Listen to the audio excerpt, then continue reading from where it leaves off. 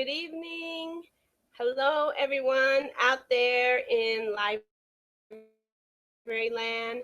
It's Library Queen E with Symposium. Remember, we meet here online for this live webinar every second Wednesday of the month beginning at 5:15. We're only together for 45 minutes, so we definitely try to make the most of our time. Remember, since it is live, you do have the option to also ask questions, and then I can answer them right here for you while the webinar is taking place. I am very hopeful that there will be no technical difficulties, and so let's get started. So, this past week was the CSLA annual conference. If you don't know what CSLA stands for, that's California School Library Association. So, a big, huge conference devoted strictly to school libraries. How awesome is that? If you serve in the school library, then that's definitely a dream come true to have a conference that speaks to your profession. So, this happens every year. They alternate between North and South since it is for the whole state of California, but we welcome everybody. It doesn't matter if you're not in California, but just a really great conference. So I had an opportunity to be a part of actually two sessions.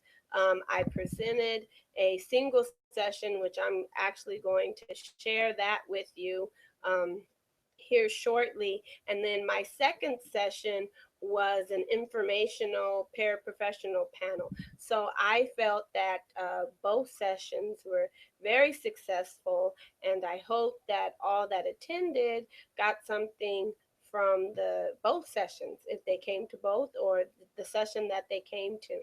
And so the first session that I did was the paraprofessional survival toolkit, and I shared 10 things that have helped me as a paraprofessional in the school library, as far as making sure the library is the core or the center of the school. And so I'm going to share that with you here shortly, but there are tons and tons of great sessions that I attended, that I heard from others, and they attended. And it's just really an enjoyable time to be able to come together and share ideas and collaborate, ask questions of those that work in the school library. If you work in the school library, then you know that you are like the Lone Ranger. There is only one of you on campus. Um, or if you work with the model team, which is the TL and the para, then there's two of you. But at any rate, there is less of you than there are teachers and students, of course, and parents. And so sometimes people don't really understand the extent of our duties. And so it's just really great to come to a place where others can share in what it is that you do, and then also share what works for them, what doesn't work for them. And so it's just a great opportunity. If you are not a part of CSLA, and yes, I'm going to put a plug for CSLA in here right now, if you are not a member of CSLA, then you definitely need to become a member. It's a great organization that really supports strong school libraries. And so, if you want any information about that, you can go to csla.net. CSLA.net. And if you're viewing and you happen to have been at the conference and you're like, where are the handouts and the slides for the sessions that I wasn't able to make it to? Give them about a week, and then the slides and all the information that the presenter shared will be up online. And that is definitely a perk to being a member. You're able to get all of that information there online if ever you are unable to attend a conference. And so I am going to be doing screen share right now so that you are able to see what I presented, and I will kind of toggle back and forth in between the screen share and then the live webcam. But I am here because you'll hear my voice, and so I am going to present, or at least share. Sorry, oh, presenting is over. I'm going to share with you about my presentation that I did at CSLA. Also, I um, did a Google Hangout on air during my session. So there's also a live version. But I went back and I looked at it this weekend, or Monday. We were off, we didn't have any work. And there's a lot of cleanup that I need to do on that live session. Like after it was over, there's like 10 minutes of just, you can hear people talking in the background, and so I need to clean that up. So you can either watch that, or if you're viewing live right now, which is totally awesome, then you can watch this. So here we go. So this is my slides from the conference, and hopefully I can get this to work for me.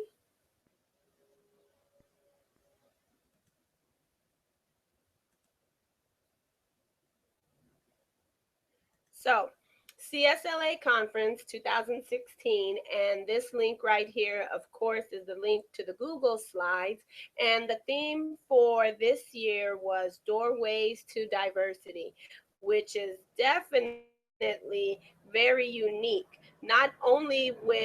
What um, Not only with what the presenters were sharing, did it bring and share um, conversations about diversity,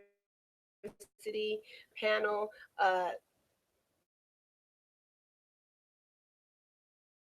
and stories that have some type of diversity within it.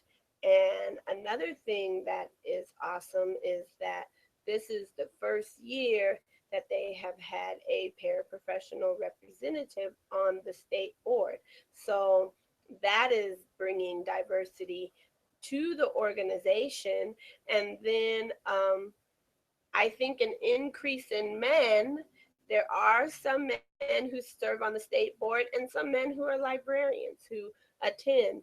And so I think seeing more men at our conferences, that would be pretty cool. And that shows diversity as well. But Doorways to Diversity was the theme and the focus.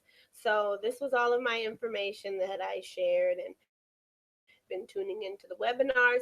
You already know all of this: website, email, YouTube channel, and I know some of you guys view through the YouTube channel, Twitter, Instagram, and I'm on Facebook too. So it's not like that's anything new, but I am on Facebook as well. I just did not add it there. And so I'm going to kind of just browse through. So, do you ever feel this way? I think all of us have probably felt this way as uh, anybody that serves in the school library. There's lots of things to do, and there's only one of you to do it. So sometimes it can get a little overwhelming. And so now, what are some tips? How can you survive what it is that you do every day? And it doesn't matter if you are new to school libraries, if you've been in school libraries forever and you're close to retirement, it doesn't matter. So these are the 10 tips that I not only did I come up with that I wanted to share, but also what I have experienced and what has made my job easier, more enjoyable. And then for myself, because I did joke about how I have OCD and like I need things to be perfect, straight, lined up. And so, and anybody that knows me, they know that that's a joke, but really the truth. And so these are things that have helped me to stay organized and on top of my game. So the 10 tips: creating an inviting space, meeting with your school administrators, supporting classroom instruction, integrating technology, not just read alouds, but including lessons and activities too. Very important. Get active and involved in your school organizations. Host events that showcase the library. Get organized. Connect with other library paraprofessionals and try new things. So now I am really going to condense this a lot because this was actually a 90-minute session, and I am only with you guys for 45 minutes. So, tip one, creating an inviting space. Very important. Uh, you don't want the space to be so dull that the kids do not want to come in and enjoy it and be a part of it. So, incorporating lots of color, maybe getting new carpets. If you already have carpets, rolling them out. Um, Putting things up that speak to the children. I know one of my boards in my library is text evidence. Well, that's something that they're all learning about, they're all talking about because of the Common Core. And so, kids can look at that, teachers look at that. I've had many friends that are teachers, at my school site, and they're taking pictures of the different bulletin boards that I have up in the library so that they can create a bulletin board in their classrooms, which I think is totally awesome because the kids, if you're elementary, the kids are coming in the library all the time. They see you every week. And so that just is kudos, at least to you. It was for me when the teachers wanted to duplicate my bulletin boards in their classroom. That's also great for the student because they're not just seeing information just in the classroom. It's everywhere they go. It's in the library. It's in the classroom.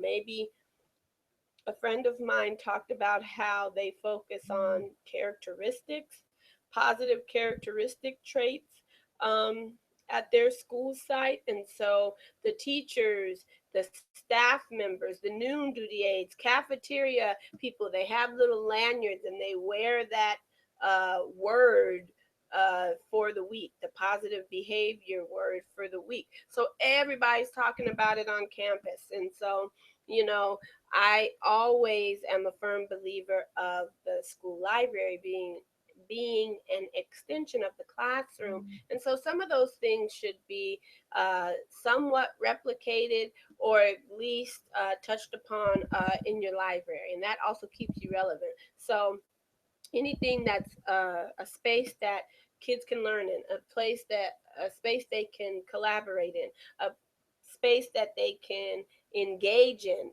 engage in the environment. The kids are engaging in the environment when they're reading the posters, looking around. I display student work in the library, so they're seeing what other grade levels and what other classes are doing. So creating an inviting space. You want it to be colorful, like I said, engaging bulletin boards, student work, a cozy reading place, a study area for the students. Tip two, regular scheduled meetings with your school administrator. Very important. You need to get the support, not just from the teachers, parents, and the students, but also from your administrator.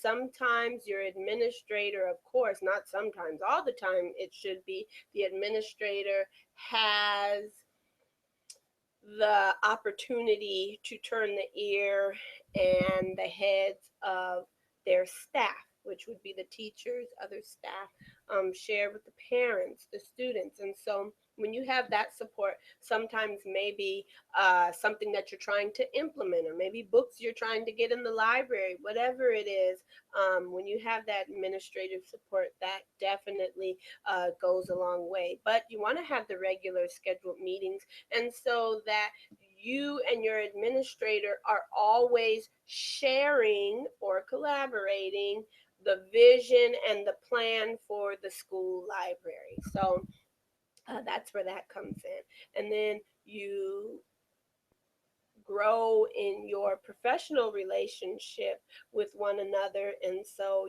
maybe when you are ready to integrate technology, or maybe if you need to upgrade technology or get new books, because of that professional relationship that you have with the administrator and the understanding of wanting, being on the same page of desiring a successful library program, then maybe you will. It makes it a little easier for you to get what you need, or at least get an ear or support. So, yes, great support. Vision for the library program, informed by skilled library professional. That's definitely for the administrator, because sometimes people don't know. People, a lot of people think of old time libraries where you just check books in and out. And so you are your own voice and advocate for the library program. But when the administrator has an understanding of what a good library program looks like, when they take part in supporting that, then that goes a long way. Tip three, supporting classroom instruction, not just through your bulletin boards, of course. So this was the pacing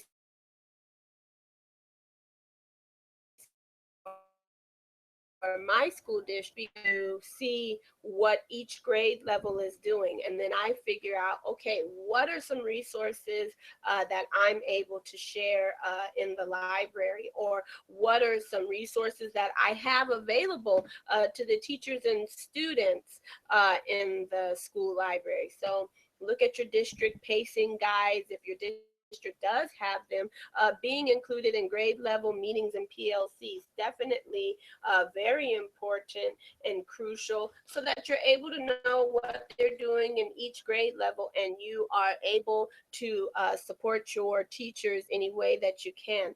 Showcasing resources in the library. So maybe a grade level is talking about dinosaurs.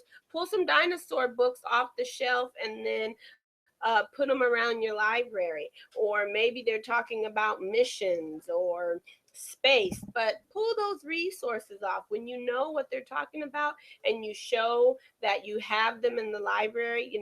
Maybe you have teachers that are hesitant to come in, or students who don't want to come in, especially when you're at middle school, high school.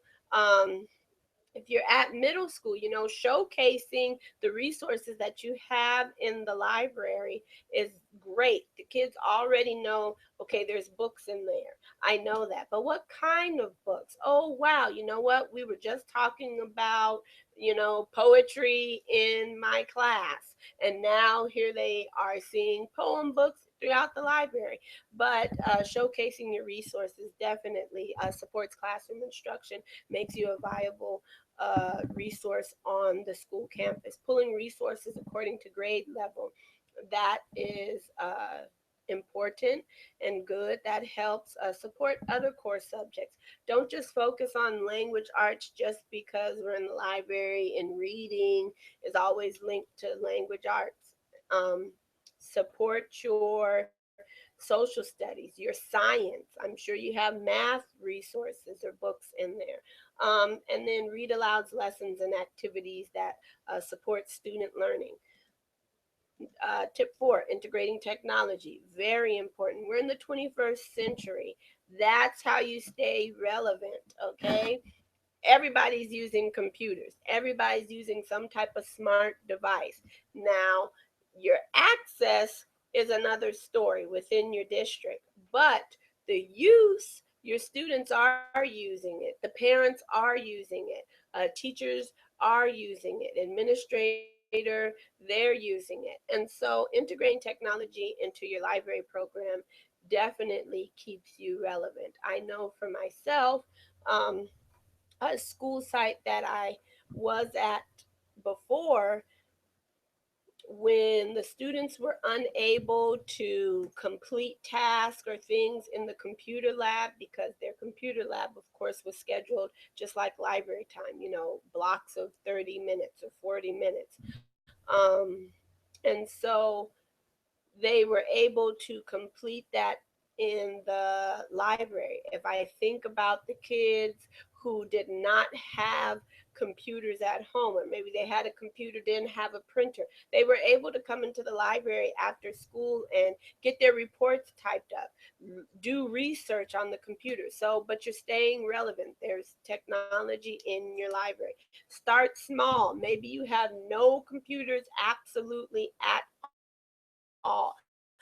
A library that had 19 computers, and I am at a library now that has one laptop. Not for myself, I have my desktop, but for the students. So, but there is a computer lab connected to my library. And so that's pretty cool. And we're able to flip flop in between. But in the actual library, one laptop. And so, yes, I'm starting small. That was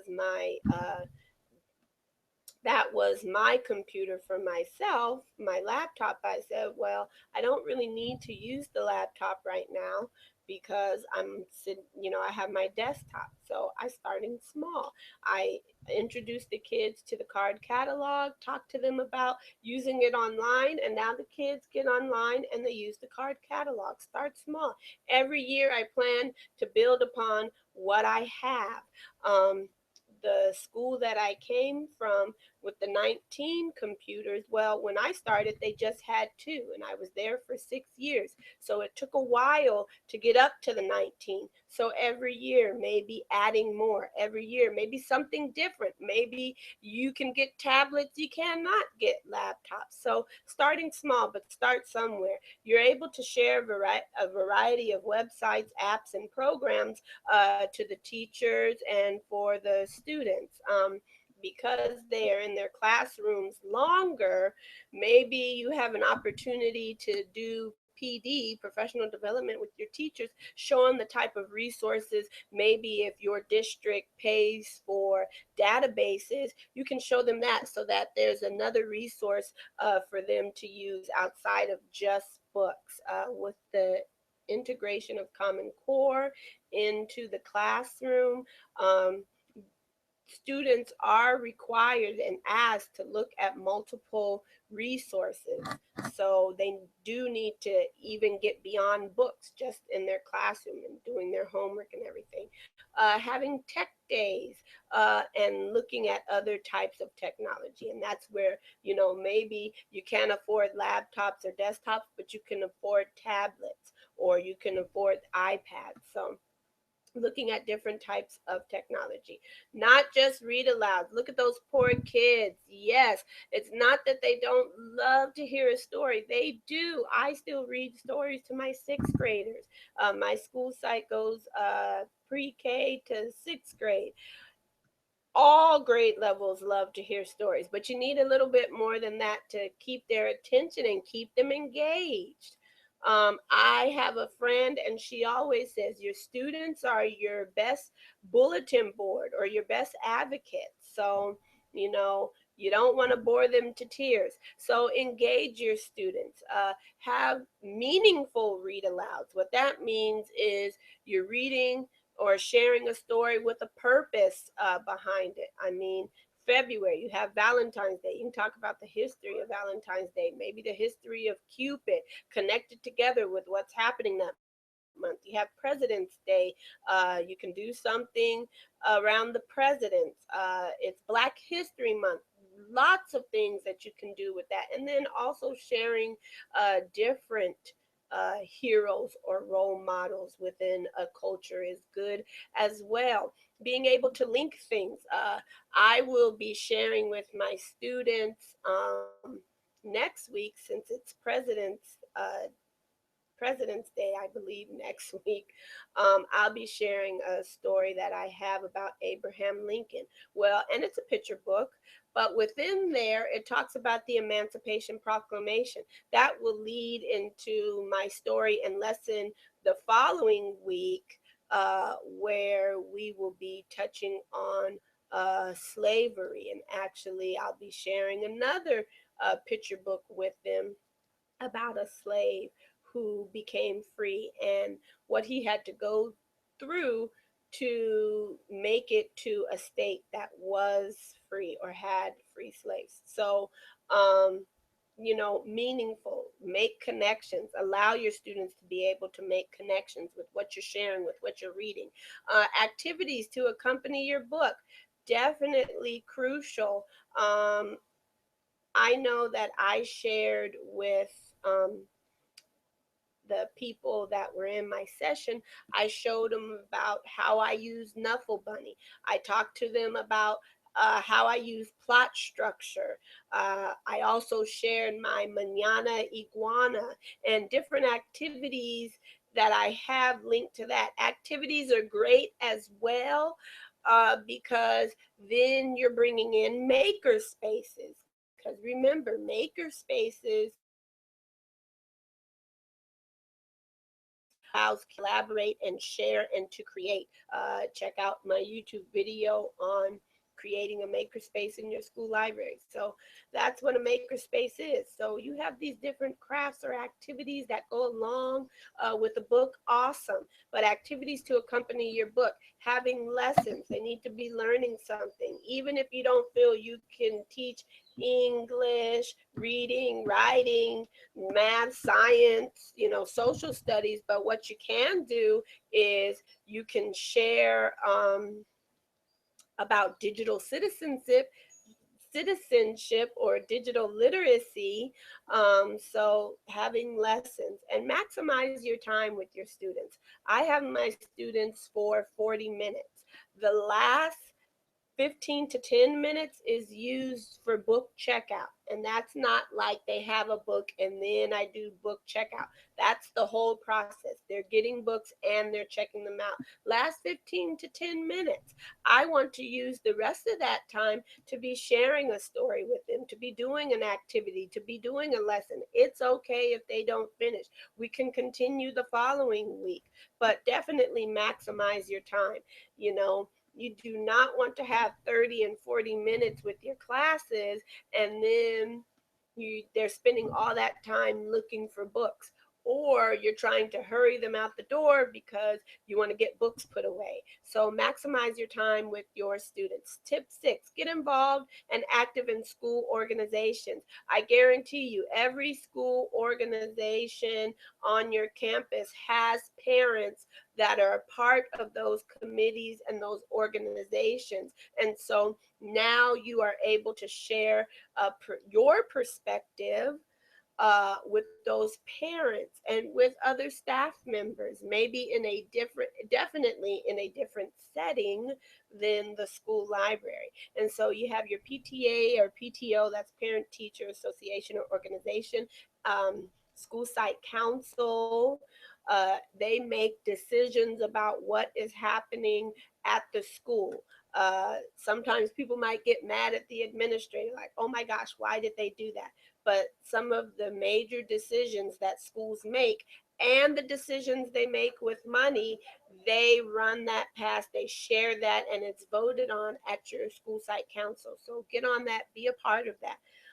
ELAC, which is just the Spanish version of the school site council. So it's just like school site council, except those meetings are conducted in Spanish. And then your leadership team, those would probably be teachers from each grade level, or if you're middle school or high school, teachers that maybe department heads, but they get together and share, what's going on with the students, what they're doing, and then what their next step or action plans are. So you can be a part of the leadership team as well, or at least asked to speak at any of these school functions or organizations. But when you're active, you're putting your face out there, and then you're putting the school library out there as well. So definitely great.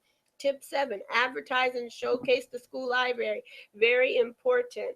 I don't know if this will play, but I will see. This was back in April when we celebrated School Library Month.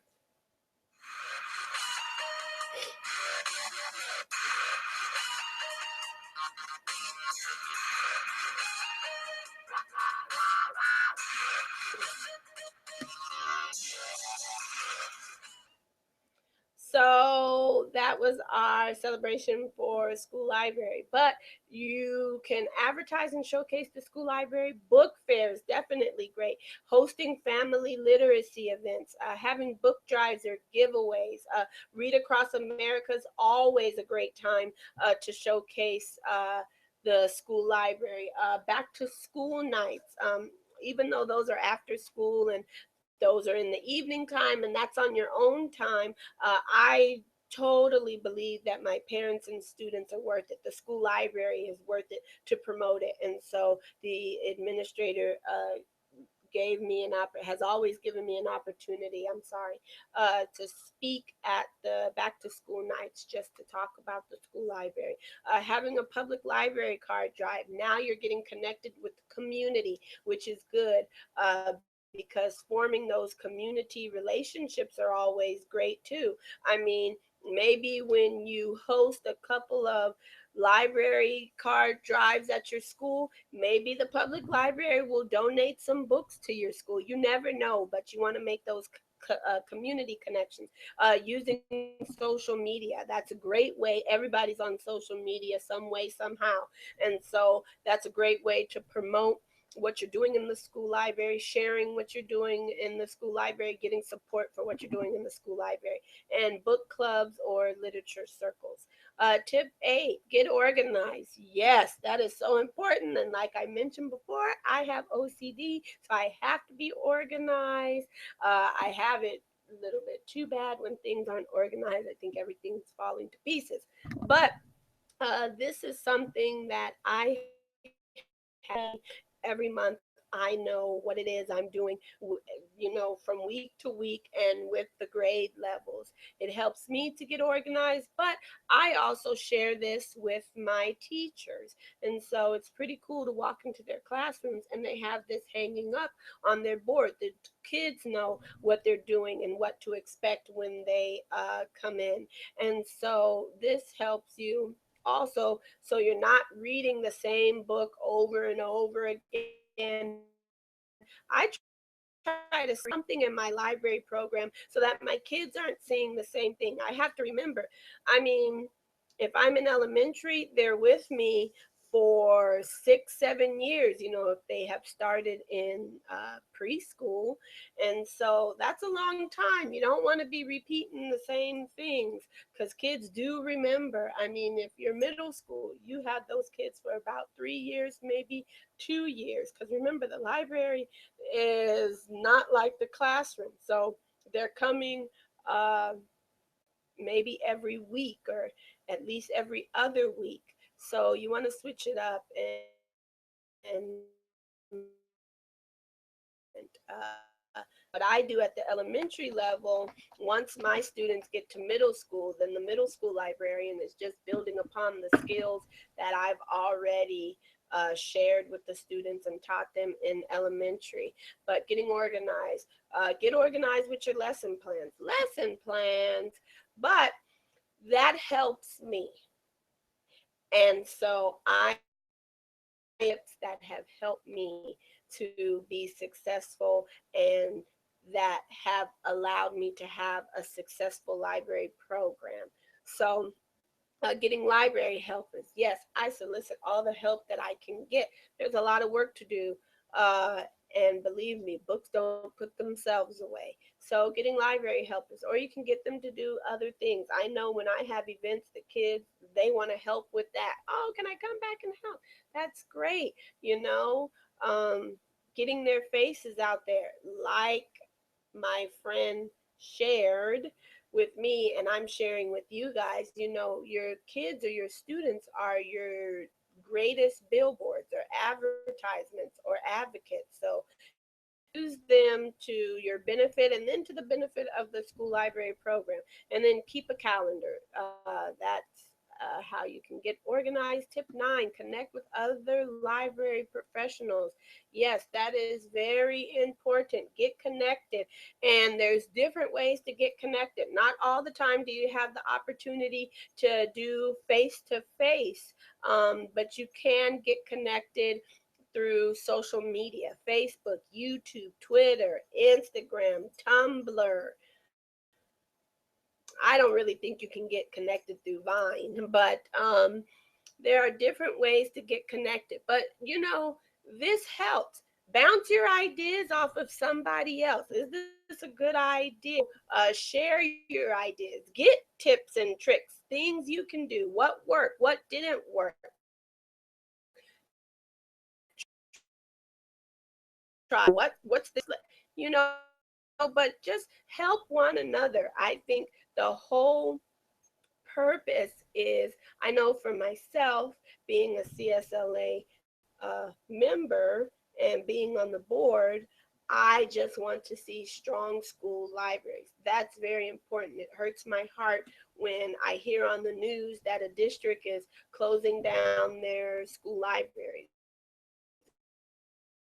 or a city is, their what's where get information from. It's not just about books anymore, but if I'm saying that, then those that I'm saying it to, they need to see that. So we all need help. I need help just like the next person needs help. So getting connected, it really lets you know, oh, you know what, I'm doing a good job, because sometimes you don't, nobody understands everything that you do on your campus, especially if you do with textbooks like we do in our school district. So getting connected, do that through social media, like I said, blogging or bloggers, live binders, wiki spaces. If you have professional development within your county or within your school district, conferences, webinars. For myself and the PD, I just don't restrict myself to only PD within the county or the school district. I see what other types of PD opportunities are going on. Yes, it is on my own time, but I enjoy it. I want to get as much information and knowledge and resources as I can, because I know that, that helps my students, it helps my teachers. Um, so, connecting with other library professionals. And the last one, tip 10, try new things. Definitely get out of your comfort zone. Yes, so important. When we just stay in our little bubble and we don't want to try new things, then we are not being a benefit or a help or a great resource to anybody. I don't want to be known as the librarian of the past, where I just sit and I'm a cranky lady behind the desk, and the kids don't even want to come in. So all my books and bookshelves have dust on it because nobody visits the library. I don't want to be that person, and I don't want my students to have that type of library. So try something new. Yeah, we fail. I fail all the time. It just allows me to say, what, that didn't work. How can I tweak it to make it better, or let me try something different? But trying something new is definitely very important. So if you're trying new things, whether that be books, whether that be resources, how you deliver your information. I switched up how I did my orientation this school year. I still did the same library. I still gave the same information. I just way use different types of tools or websites to create what I wanted. So the delivery of my information, that also helps because of my kids being at elementary. I see them in first grade. I don't want to be boring them with the same information in second grade. I still have to give them the same information because they've been gone all summer. I want to make sure they know how to use the library properly. But let me deliver my information a different way. And then making connections, getting outside of my box, outside of your school library. Make connections with other people. Definitely very important. So those were the 10 tips that I talked about. So think about, okay, what does my survival plan look like? I need a plan. I know for myself, I always need a plan. And then once again, there is my information. And so now I'm going back to the webinar. for the last little time um, that I have. And I have a library when well, I really didn't toggle back between all of them, but I will answer this question. So the question is, how do you make the environment inviting for older students? So, um, how you make the environment inviting for older students, you definitely want to have things that appeal to your older students. What are your students into? That's the great thing about having your students come into the library. Okay, the end thing now is gaming. That's always the end thing. So find a way to, I mean, you can have a gamer day in your library. Uh, Maybe you can introduce coding to the students. And so that has to do with gaming. Talk to them about things that they like and that appeal to them. I know a friend of mine who's at middle school, sometimes rainy days, she'll put games out on the table, cards out on the table. Once you get them through that door, then you have an opportunity to share other things with them. Have different contests that start to get the kids to notice the library or come in not just for textbooks. And also, maybe how you do your orientation at the beginning of the year, sharing different things with them. Maybe you can have video pictures during the year so that your new students that are coming in, they can see, oh, wow, the library this is the place to be. But definitely, I think what you're doing in there, what you're displaying on your walls, put up stuff that's relevant to them. I mean, in middle school, high school, um, you hoping that they have some type of idea about college or maybe a career. So maybe you can have a bulletin board centered towards college and career, what it takes to get to a certain place in college, the different types of books they like to read, teen books, the young adult books. That would be more high school. Or a book.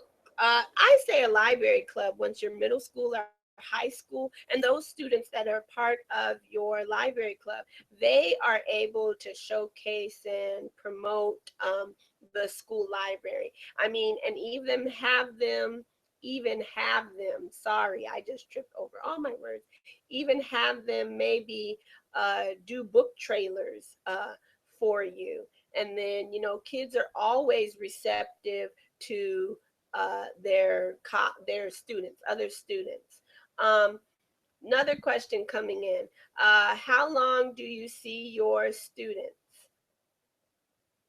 I see my students for a total of 40 minutes, and so 25 minutes is the story that I share with them or the read aloud, and then either an intro into the lesson or activity that I have to go with the story, and the last 15 to 10 minutes is book checkout. It might not seem like enough time, but once you teach the students how to effectively and efficiently use the library catalog and then find books on the shelf, that time goes down, and then it's like 7 to 10 minutes because then the kids want to spend more time doing the activity. I mean, sometimes if I know the activity will take long, what I do is explain the activity, have them sit at the tables, and then I'm sharing the story while they are beginning the activity. So I have my students for 40 minutes. I've had them where I've seen them for 45 minutes. That was a long time. And I've had it where I only see students for 30 minutes. So majority of the time, like if it's 30 minutes, then I'm doing a 20-minute lesson or reading a story, and then we're getting into some type of activity or lesson, and then the last 10 minutes book checkout. Believe me, I promise you, it works. So time, it is 6 o'clock p.m. and I want to honor your time if you are watching. And so that was my CSLA recap. Next month, which we will be seeing each other again, or you'll be seeing me next month in March. It will be diversity in your school library. I think that is so important. And, if you take a look at the demographics of the students and the families that you serve, diversity definitely plays a role. But allowing kids to have empathy for those that are different. So, diversity in your school library is next month. Thank you for joining me this month. Thank you to those that asked questions. I'm sorry if you asked a question and I was on the Google slide screen. I do apologize. Um, but thank you so much. So remember, Parasymposium every second Wednesday of each month, beginning at 5:15 p.m. Thank you so much for joining me. I will see you next month. And as always, you can always contact me, send me an email if you have any questions. Um, and yes, thank you again for joining me. So if you tweet, you Facebook or you Instagram, make sure you tweet Parasymposium out. Hashtag Parasymposium. Tweet that out, gram that out, or Facebook that. But thank you very much and have a wonderful evening until I see you next month.